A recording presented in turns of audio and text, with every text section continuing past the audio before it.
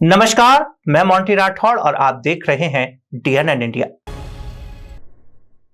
अजमेर के राष्ट्रीय राजमार्ग पर कायड़ चौराहे के पास रविवार शाम बड़ा सड़क हादसा हो गया। रॉन्ग साइड से आ रहे ट्रेलर ने कार को जोरदार टक्कर मार दी, जिसमें एक ही परिवार के 3 सदस्यों की मौके पर मौत हो गई। कार पूरी तरह चकनाचूर हो गई। हादसे के बाद ग्रामीणों में भारी रोष फैल गया और सोमवार सुबह उन्होंने हाईवे पर जाम लगा दिया। पुलिस ने मौके पर पहुंचकर समझाइश की और मामले को शांत करवाया। अजमेर के राष्ट्रीय राजमार्ग 89 पर कायड़ चौराहे के पास रविवार शाम बड़ा हादसा हो गया। रॉन्ग साइड से आ रहे ट्रेलर ने कार को जोरदार टक्कर मार दी, जिसमें एक ही परिवार के 3 सदस्यों की मौके पर मौत हो गई। कार पूरी तरह चकनाचूर हो गई। हादसे के बाद ग्रामीणों में भारी रोष फैल गया। सोमवार सुबह उन्होंने हाईवे पर जाम लगा दिया। पुलिस ने मौके पर पहुंचकर समझाइश की और मामले को शांत किया। स्थानीय लोगों का कहना है कि हाईवे पर जगह जगह अधूरे और बंद पड़े निर्माण कार्यों के कारण आए दिन खतरा बना रहता है। इसी मुद्दे को लेकर ग्रामीणों ने पहले सांकेतिक ज्ञापन दिया और उसके बाद करीब 5 मिनट के लिए हाईवे को जाम कर दिया। मौके पर पहुंचे तहसीलदार और पुलिस प्रशासन ने ग्रामीणों को समझाइश की। अधिकारियों ने तुरंत रुके हुए सर्विस रोड और संबंधित निर्माण कार्यों को दोबारा शुरू करवाने के निर्देश दिए। आश्वासन मिलने के बाद ग्रामीणों ने जाम खोल दिया। प्रशासन ने बताया कि ग्रामीणों की मांगों को प्राथमिकता देते हुए काम को शीघ्र पूरा करवाया जाएगा। कल रात को जो है ट्रेलर द्वारा जो है एक मारुति गाड़ी थी, इसमें ग्राम कायड़ के 3 लोग सवार थे, तो खेत से अपने आ रहे थे, तो ट्रेलर से टक्कर मार दी। टक्कर मारने के बाद में तीनों की ऑन द स्पॉट एक्सपायर हो गए।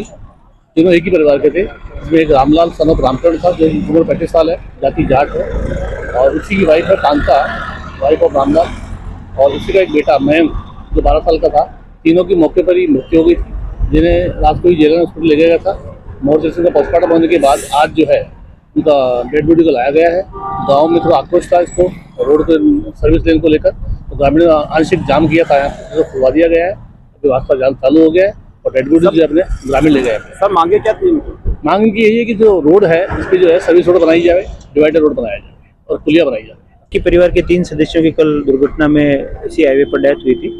गांव वालों का कहना था कि हाईवे का काम जो है पर्टिकुलर पेचेस में काफ़ी जगह बंद पड़ा है, तो अभी हमें एनएच के अधिकारियों से बात हो गई है और मशीनरी आ रही है, तुरंत अभी काम भी शुरू हो जाएगा जहाँ जहाँ पेचेस में। वैसे अभी काम इसका जो है सर्विस लेन भी बननी है, लंबा चौड़ा काम है, और अभी जिस पर्टिकुलर पेज की बात कर रहे हैं वहाँ अभी हम काम शुरू करवा देंगे। गाँव वालों जाम भी लगाया था, सांकेतिक ज्ञापन दिया था, 5 मिनट के लिए हाईवे पर रखा था, तो तुरंत समझाइश की गई, मान भी गए वो, और जो उनकी मांग थी कि भाई काम शुरू होना चाहिए, वो काम अभी हम शुरू करवा रहे हैं। एक ही परिवार के सदस्य, तीनों एक ही परिवार के सदस्य मान के गाँव वाले। हाँ, गांव वाले समझाइश की, सभी मान के समझदार लोग हैं। घटना कहाँ की? ये घटना है अपने पुष्कर जो एनएच बाईपास है, अजमेर पुष्कर, उसके ऊपर की घटना है ये। कल शाम के अप्रोक्सीमेट लगभग 7 से 8 बजे की घटना थी, जिसमें 3 जो परिवार के सदस्य कृषि कार्य करके लौट रहे थे। उस दौरान एक ट्रेलर से उनकी भिड़ंत। अजमेर में लोहारों की जमीन पर भूमाफियाओं द्वारा कब्जे करने के गंभीर आरोप सामने आए हैं। आज इसी मुद्दे को लेकर राष्ट्रीय लोकतांत्रिक पार्टी के कार्यकर्ताओं और स्थानीय पार्षद ने एडीए कार्यालय में पहुंचकर जोरदार विरोध प्रदर्शन किया और ज्ञापन सौंपा। अजमेर में लोहारों की जमीन पर भूमाफियाओं द्वारा कब्जा करने के गंभीर आरोप सामने आए हैं। इसी मुद्दे को लेकर आज आरएलपी कार्यकर्ताओं और स्थानीय पार्षद ने एडीए कार्यालय पहुंचकर जोरदार विरोध प्रदर्शन किया। प्रदर्शनकारियों ने आरोप लगाया है कि अजमेर विकास प्राधिकरण भूमाफियाओं का अड्डा बन चुका है, जहां गरीबों की जमीन पर न केवल कब्जे हो रहे हैं बल्कि उनकी बातों की अनसुनी हो रही है। लोगों का कहना है कि शिकायत देने के बावजूद भी उनकी कार्यवाही नहीं की जाती, उल्टा गरीबों के काम को ही अटका दिया जाता है। प्रदर्शनकारियों ने चेतावनी दी है कि अगर समाधान नहीं हुआ तो आंदोलन तेज कर दिया जाएगा। आशीष सोनी ने बताया कि पिछले 6 महीनों से गड़िया लोहार परिवार क्वार्टर खाली करवाने की लगातार कोशिश की जा रही है, लेकिन इसके बावजूद भी एडीए अधिकारियों की ओर से कोई कार्यवाही नहीं की जा रही। उनका आरोप है कि जिन लोगों ने क्वार्टर पर कब्जा जमाया है वह अन्य जाति से है, फिर भी एडीए ने उनके पक्ष में पट्टा जारी कर दिया, जो अपने आप में एक बड़ा सवाल खड़ा करता है। उन्होंने बताया कि जब प्रशासन ही गलत लोगों के साथ खड़ा हो जाए तो गरीब और आम जनता किसका सहारा लेगी। आरएलपी ने चेतावनी दी है, ये विरोध प्रदर्शन तब तक जारी रहेगा जब तक लोहार समाज के क्वार्टर खाली नहीं करवा दिए जाते। वहीं दूसरी ओर कोली समाज के शहर अध्यक्ष निर्मल कुमार बेरवा ने भी मामले की फर्जी पट्टे पर सवाल उठाए।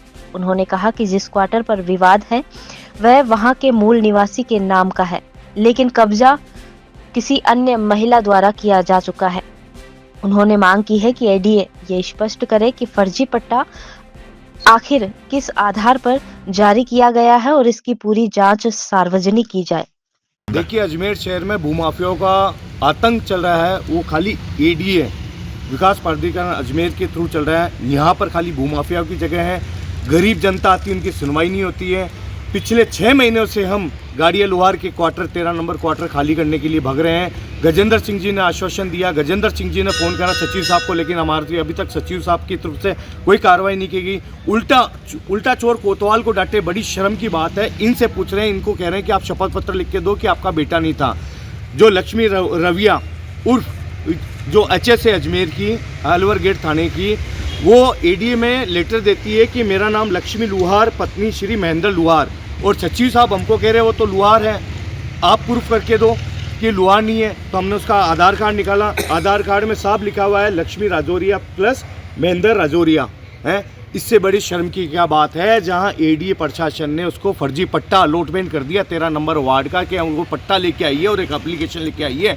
गरीब जनता जाएगी तो कहाँ जाएगी। आज हम यहीं बैठेंगे जब तक 13 नंबर क्वार्टर खाली नहीं होगा, चाहे हमको जेल में डाल दो, चाहे हमको कुछ भी कर लो। है उल्टा कह रही आप पार्षद से लिखा के लाओ, शपथ पत्र लिखा के लाओ। कितने शपथ पत्र लिखा है, कितने पार्षद से लिखा है, क्या क्या करे भैया? कौन जगह है ये? अलवर गेट गालिया लोहार बस्ती की घटना है, क्वार्टर नंबर 13, जो कि पूनाराम जी की 7 बेटियां थी, जिनमें 6 बेटी इधर है, एक स्वर्गवास हो गया। और पिछले 6 महीनों से हम इसकी कार्रवाई के लिए भाग रहे हैं इधर से उधर, लेकिन आश्वासन पर आश्वासन। आज हम आश्वासन नहीं, आज कब्जा मुक्त करा के ही छोड़ेंगे। पिछले 15 दिन पहले इन्होंने ज्ञापन हुआ, नोटिस भी चस्का करा था लक्ष्मी वहाँ 13 नंबर क्वार्टर पर। हमने चलो कि ठीक है खाली हो जाएगा, लेकिन इस नोटिस चस्का करे बाद भी अभी तक कोई कार्रवाई नहीं की गई। इससे बड़े शर्म की बात क्या है। इससे पहले कहाँ शिकायत दी थी आप? इससे पहले साहब कलेक्टर साहब को दी, गजेंद्र सिंह जी को दी। गजेंद्र सिंह जी एडीएम सिटी थे, जो उन्होंने पूर्ण तरीके से आश्वासन दिया था, जिसका हमारे पास वीडियो भी है। गजेंद्र सिंह जी ने पूरी अपनी बाध्यता भी निभाई। उन्होंने सचिव साहब को फ़ोन भी करा, और आज फ़ोन करे हुए कम से कम महीना भर हो गया, लेकिन गजेंद्र सिंह जी की बात नहीं मानी गई। इससे बड़ी शर्म की बात क्या है? कौन है ये लेडीज? क्या है इसका बैकग्राउंड? क्या राम जी की ये लक्ष्मी रविया उर्फ ये जो एचएस है अजमेर की, अलवर गेट की, है ना, वो कहती है मैं लक्ष्मी लुहार हूँ, जिसका हमारे पास प्रूफ पड़ा है, वो राजौरिया है। वो कहती है महेंद्र सिंह लुहार मेरा पति है, पूनाराम का बेटा, जबकि उसका बेटा पूनाराम जी का कोई बेटा नहीं था, महेंद्र सिंह राजौरिया है ना। हमारे पास आधार कार्ड है उसका भी। ये जो 13 नंबर क्वार्टर का जो मामला चल रहा है, मैं भी वहीं का निवासी हूँ, जलकारी का निवासी हूँ, और मैं ये लोहार बस्ती के, यानी जन्म में मेरा वहीं का ही है। मैंने उस महिला जो लक्ष्मी रिजोनिया है, वो कोली समाज से है, मैं कोली समाज का अध्यक्ष भी हूँ। वो कोली समाज से महेंद्र जो जिसका नाम ले रही है, वो उसका कोई पति नहीं है। वो फर्जी जो डॉक्यूमेंट पेश कर रही है, उसका आधार कार्ड, उसके जो सारे डॉक्यूमेंट थे, राशन कार्ड वगैरह सारी चीज़ डॉक्यूमेंट थे, वो कोली समाज के उस पर उसके जादूगर के अंदर निवास करती है। आधार कार्ड के अंदर उसका जादूगर निवास दे रखा है कोली समाज से, और उसने वहाँ पर एक उसके जवाई को लेकर के वहाँ पर कब्जा कर रखा है, वो गलत है।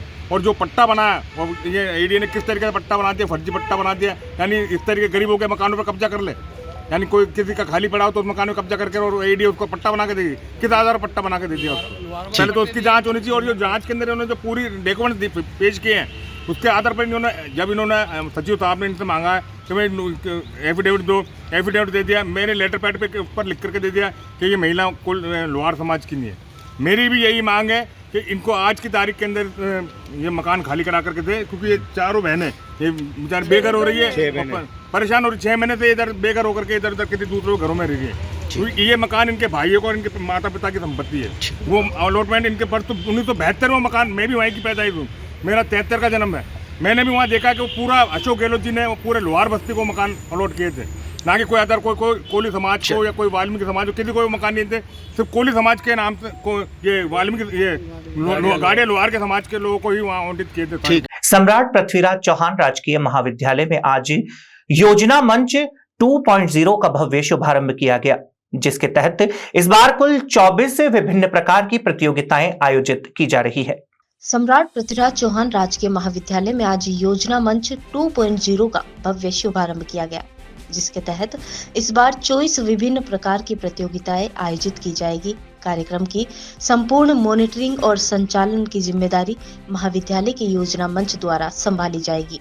जानकारी के अनुसार पिछले वर्ष आयोजित कार्यक्रम में लगभग 1700 विद्यार्थियों ने उत्साहपूर्वक भाग लिया था, जिनमें 300 प्रतिभागियों को उत्कृष्ट प्रदर्शन करने के लिए पुरस्कृत किया गया था। छात्रों की उत्सुकता को देखते हुए मंच को उम्मीद है कि इस बार सहभागिता और भी अधिक बढ़ेगी। योजना मंच के सदस्यों ने बताया कि इस वर्ष प्रतियोगिताओं को और भी अधिक सशक्त, रचनात्मक और छात्र हित में डिजाइन किया गया है। प्रतियोगिता में हिस्सा लेने वाले विद्यार्थियों को उनकी प्रतिभा के अनुसार पुरस्कार और सम्मान प्रदान किए जाएंगे। साथ ही इस मंच की ओर से यह भी प्रयास जारी है कि जो कमियां पिछले साल रह गई थी, उन्हें इस बार दूर कर कार्यक्रम को और प्रभावी व सहज बनाया जाए। योजना का मुख्य लक्ष्य केवल प्रतियोगिता कराना नहीं, बल्कि छात्र छात्राओं में व्यक्तिगत विकास, सकारात्मक सोच, नेतृत्व क्षमता और रोजगार जागरूकता को बढ़ाना है। मंच का मानना है कि ऐसी गतिविधियां न सिर्फ छात्रों की प्रतिभा निखारती है, बल्कि उन्हें सीखने का मौका देती है और समाज में योगदान देने की प्रेरणा भी देती है। खुद सीखो और दूसरों को भी सिखाओ, इसी सोच के साथ यह आयोजन आगे बढ़ाया जा रहा है। नमस्कार जी, आज महाविद्यालय में योजना मंच 2.0 के तत्वाधान में हमारी लगभग 24 प्रकार की प्रतियोगिताओं का आयोजन होगा। उसका आज उद्घाटन सत्र प्रारंभ हुआ है। इसमें हमारे योजना मंच की जितनी पूरी टीम है, कुछ मेरे चित्र में देखेंगे, बाकी हमारे अनूप जी हैं, ये सब मिलकर के इसको अंजाम देते हैं। मैं आपको एक बढ़िया चीज़ बता दूं कि गत वर्ष हमने जो पुरस्कार कार्यक्रम कराए थे, उसमें 1700 बच्चों ने जम के भाग लिया था और 300 लोगों को हमने पुरस्कार बांटे थे। इस बार हमारी योजना है कि उन 24 प्रतियोगिताओं में जो बच्चा भाग लेगा उसको हम विशेष पुरस्कार देंगे और पहले से ज़्यादा अच्छा करने की कोशिश कर रहे हैं। और योजना मंच का लक्ष्य यही है कि जो हमारे छात्र छात्राएं हैं, उनमें जीवन के प्रति एक सकारात्मक चीज़ आए, रोजगार के प्रति उनमें एक जागरूकता आए और वो खुद भी करें और दूसरों को भी सिखाएं, ऐसा हमारा भाव है। अजमेर शरीफ दरगाह में बॉलीवुड एक्ट्रेस सीमा मोटवानी ने अपनी नई फिल्म 3 मंकीज की कामयाबी की दुआ मांगी। ख्वाजा गरीब नवाज की दरगाह पर पहुंचते ही सीमा मोटवानी ने अदब के साथ चादर और फूल पेश किए। अजमेर शरीफ दरगाह में आज बॉलीवुड एक्टर सीमा मोटवानी ने अपनी नई फिल्म 3 मंकीज की कामयाबी की दुआ मांगी। ख्वाजा गरीब नवाज की दरगाह पर पहुंचते ही सीमा मोटवानी ने अदब के साथ चादर और फूल पेश किए और अपनी आने वाली फिल्म व करियर के लिए सफलता की मन्नत मांगी। जियारत के दौरान सैयद कुतुबुद्दीन सखी उनके साथ मौजूद रहे। उन्होंने सीमा मोटवानी को दरगाह की परंपरा अनुसार काला धागा बांधा, दुपट्टा ओढ़ाया और उन्हें तबर्रुक भेंट किया। सीमा मोटवानी ने कहा कि वह अपनी फिल्म 3 मंकीज को लेकर बेहद उत्साहित है। उन्हें यकीन है कि ख्वाजा साहब की दरगाह से मिली दुआ उनके लिए सफर और मजबूत बनाएगी। दरगाह परिसर में श्रद्धालुओं ने अभिनेत्री का स्वागत किया और उनकी फिल्म को सफल बनाने की शुभकामनाएं दी। जब भी करती हूँ या शूटिंग से यहाँ आसपास करती हूँ तो ख्वाजा साहब जी के दर्शन जरूर करने आती हूँ। आपकी फिल्मों के नाम? हाँ, अभी तो काफी वैसे तो फिल्में की हैं, पुरानी भी हैं, पर अभी नई जो मैंने की है, मेरी एक रिलीज होने वाली है 3 मंकीज, अब्बास मस्तान जी की है। और एक और फिल्म मेरी दूसरी हिंदी फिल्म आ रही है द विलियन इन द, और एक मेरी रिवेंज करके अभी आई है रवीना टंडन जी के साथ, वो भी एक वेब सीरीज है। और सीरियल मेरा आ रहा है। तो ऐसे चलते रहते हैं। बाकी कॉमेडी शोज तो करती रहती हूँ, यहाँ वहाँ स्टेज शोज करती रहती हूँ, एंकरिंग करती रहती हूँ।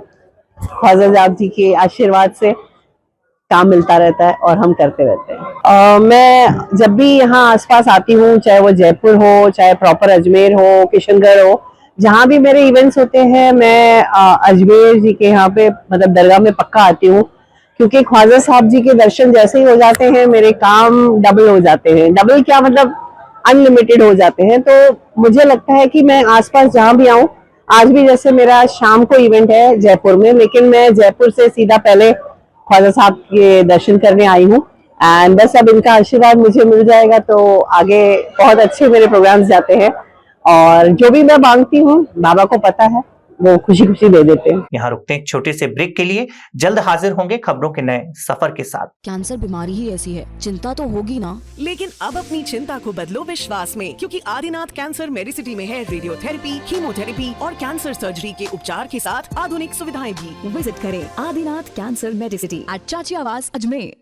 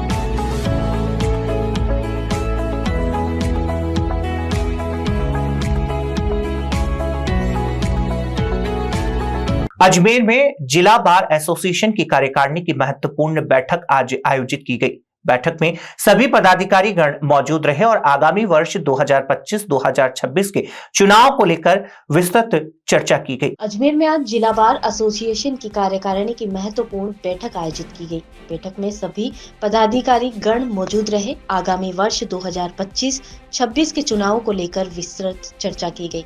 बैठक की अध्यक्षता जिला बार एसोसिएशन अध्यक्ष अशोक रावत ने की। उन्होंने बताया कि एसोसिएशन के चुनाव 12 दिसंबर 2025 को आयोजित किए जाएंगे। इस चुनाव प्रक्रिया को पूरी तरह पारदर्शी और व्यवस्थित तरीके से संपन्न कराने के लिए बाहर की कार्यकारिणी और सहायक चुनाव अधिकारी प्रियदर्शी भटनागर को नियुक्त किया गया है।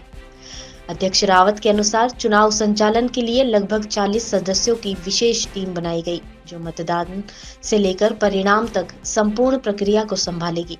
इस बार चुनाव में secretary, vice president, joint secretary, librarian सहित 10 कार्यकारिणी सदस्यों का चयन किया जाएगा।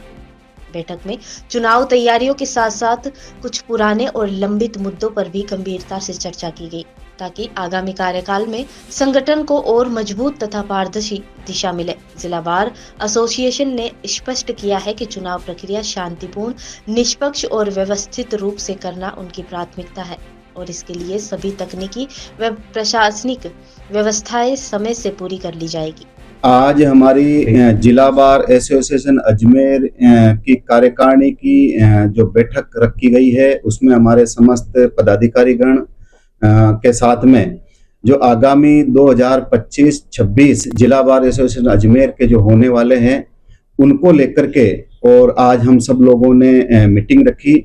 उसके अंदर 12 दिसंबर 2025 को जिला बार एसोसिएशन अजमेर के चुनाव जो करवाए जाएंगे, उसके अंदर हमारी कार्यकारिणी और कार्यकारिणी के अलावा हमने जो हमारे सहायक चुनाव अधिकारी के अंदर प्रियदर्शी भटनागर जी को लिया और बाकी की जो लगभग इसके अंदर 40 लोगों की टीम रहती है, उसके अंदर जो हर वर्ष जो चुनाव कराते हैं हमारे वरिष्ठ और अनुभवी लोगों को भी हम इसके अंदर साथ लेकर के और पारदर्शिता के साथ में और निष्पक्षता के साथ में जो आगामी हम चुनाव करवाने जा रहे हैं, उस चुनाव में एक अध्यक्ष, एक सेक्रेटरी, 2 वाइस प्रेसिडेंट और जॉइंट सेक्रेटरी, ट्रेजरर और लाइब्रेरियन और 10 कार्यकारिणी के सदस्य होंगे।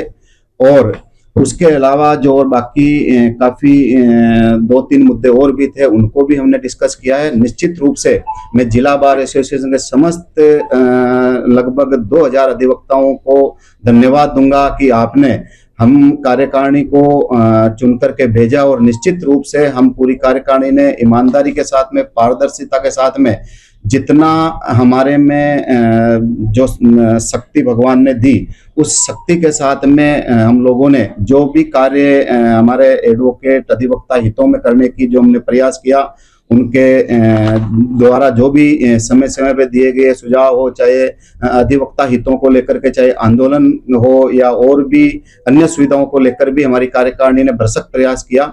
इसके लिए मैं पूरी जिला बार एसोसिएशन का तहे दिल से हमारे समस्त अधिवक्ताओं का धन्यवाद देता हूं, मेरी कार्यकारिणी को धन्यवाद देता हूं कि मेरी कार्यकारिणी ने पूरा साल भर मजबूती के साथ में, एकता के साथ में, पूरी टीम वर्क के साथ में हमने पूरी ताकत और ईमानदारी के साथ काम किया। निश्चित रूप से ये जो आगामी जो चुनाव हम करवाएंगे और बाकी की जो अधिवक्ता हितों के लिए, क्योंकि अजमेर बार एक प्रतिष्ठित बार रही है और इस बार ने कई हाई कोर्ट जजेज, सुप्रीम कोर्ट जजेज दिए हैं, तो निश्चित रूप से इस बार की गरिमा हमने बनाए रखने का प्रयास किया और आगामी जो कार्यकारिणी है वो भी अच्छी कार्यकारिणी चुन करके आए और आगे भी इस अजमेर बार की प्रतिष्ठा को कायम रखे। पुष्कर के बहुप्रशिक्षित ब्रह्मलोक कॉरिडोर और सरोवर की परिक्रमा मार्ग विकास प्रोजेक्ट को लेकर सोमवार को आरटीडीसी होटल सरोवर में उच्च स्तरीय समीक्षा बैठक आयोजित की गई। बैठक में प्रोजेक्ट की प्रगति, कॉरिडोर के मसौदे और परिक्रमा मार्ग के विस्तार को लेकर चर्चा की गई। पुष्कर के ब्रह्मलोक कॉरिडोर और सरोवर परिक्रमा मार्ग विकास प्रोजेक्ट को लेकर सोमवार को आरटीडीसी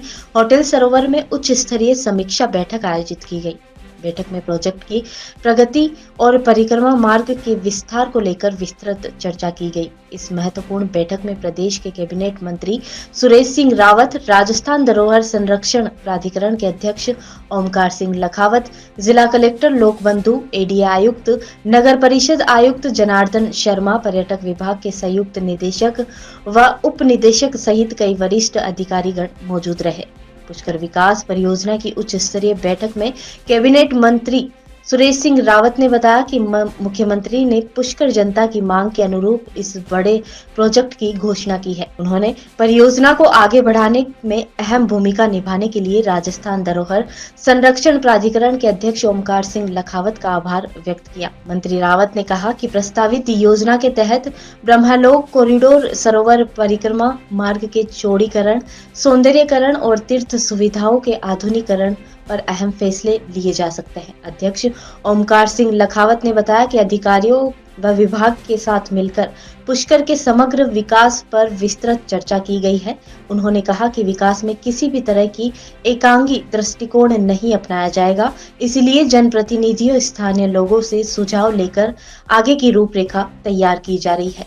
माननीय मुख्यमंत्री महोदय ने और उप मुख्यमंत्री जी ने सरकार के विभिन्न क्षेत्र के अधिकारियों के साथ, मंत्रालयों के साथ बातचीत करके आज ये इस बात का तय किया था कि पुष्कर के समग्र विकास के नाते, ये हमारा तीर्थराज है और तीर्थों का गुरु है, इसी जितना महत्व हमारे धर्मशास्त्रों में पुष्कर का है उसी के अनुरूप पुष्कर को विकसित किया जाए, उसका सर्वांगीण विकास किया जाए, कोई एक तरफा या एकांगी विकास ना हो।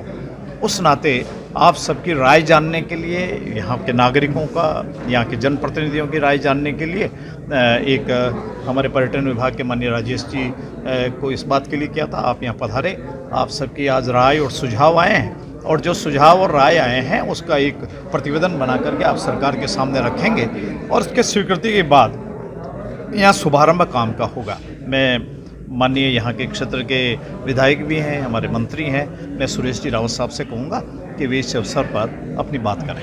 देखिए, तीर्थराज पुष्कर के समग्र विकास के लिए जो बजट घोषणा है उसी के क्रम में आज माननीय मुख्यमंत्री महोदय के निर्देश पर माननीय मंत्री महोदय और अध्यक्ष धरोहर विकास प्राधिकरण महोदय और मैं और हमारे एडीए अध्यक्ष और जयपुर से भी टूरिज्म डिपार्टमेंट से अधिकारी पधारे हैं। तो जो अभी तक का जो रूपरेखा थी वो प्रेजेंट की गई कि क्या हमने प्लान किया है और जो सभी स्टेक होल्डर्स हैं, चाहे यहाँ पुरोहित संघ हो, होटल एसोसिएशन हो, यहाँ के जनप्रतिनिधिगण हो, मीडिया के बंधु, जैसा आपने देखा सभी से सुझाव लिए गए और क्या अभी तक हमने प्लानिंग करी है वो बताया गया और क्या यहाँ की समस्याएं किस तरह से उसको हम एड्रेस करें इसके संबंध में सभी ने सुझाव भी दिए हैं और काफ़ी अच्छे सुझाव आए हैं।